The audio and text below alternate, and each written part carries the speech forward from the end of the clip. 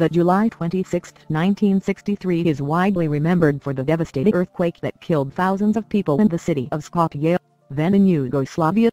Far fewer know it as the date of a secret military trial on the London Underground, which aimed to simulate another sort of catastrophic event, the release of anthrax in an enclosed public space.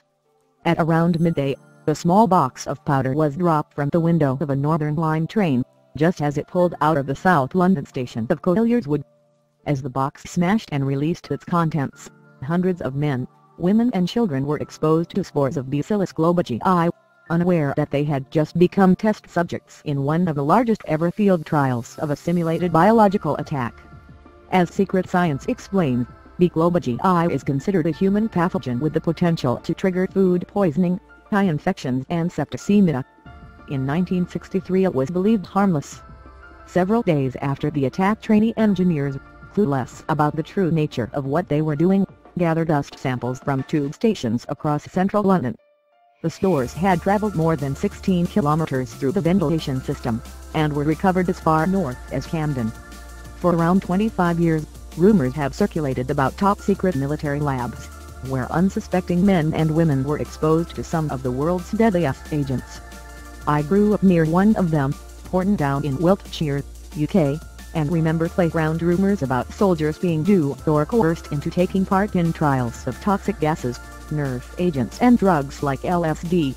If you've ever wondered what really went on behind the barbed wire fences and guarded doors in labs like these, Secret Science provides as thoroughly researched and comprehensive an account as you are likely to get, at least until the next public release of classified documents.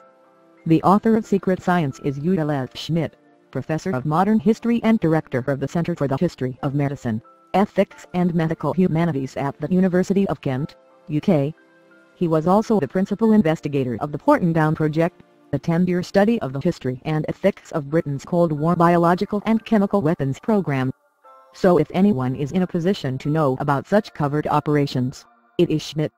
From the first use of chlorine gas by Germany in the First World War to the development and testing of nerve agents, biological weapons, debilitating agents like CS gas, and so-called truth drugs such as LSD, Schmidt charts the ethical trajectory and culture of military science through the 20th century.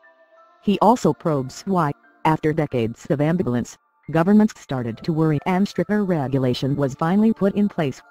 The book opens with the death of leading aircraftman Ronald Madison, poisoned with nerve agent sarin at Porton Down in 1953. It is a story Schmidt returns to several times, and one he is well placed to comment on. He was one of the principal expert witnesses in the 2004 inquest into Madison's death.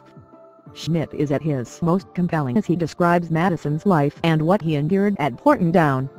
He creates a character with whom the reader can empathize, the popular, working-class 20-year-old lad in search of adventure, the weekend pass to see his girlfriend and, of course, some cash for his trouble, which serves to hammer home the human cost of such military research programs. Elsewhere in the book, the details of the experiments and the stories of the human subjects, or observers as they were often referred to, are less moving. They tend to be reduced to statistics, much as they might have seemed to the scientists who used these people as their guinea pigs. But as Schmidt reveals, not all of them were helpless, passive victims. While many of those who consented to trials of toxic agents claimed to have had little awareness of what they were really getting into, some formed groups and rebelled, refusing to take part in any more tests. In other situations, perverse cultures developed, based around male bravado and peer pressure. For example, at the Australian Chemical Warfare Experimental and Research Station in Skopje, Queensland, subjects were allowed to run a sweepstake during a series of gas chamber tests. The person with the worst injuries won all the money. Begged on by female staff making faces through the gas chamber window or singing Australian folk songs, some men were encouraged to volunteer repeatedly to earn extra cash, Schmidt writes. Many were left with severe disfigurements.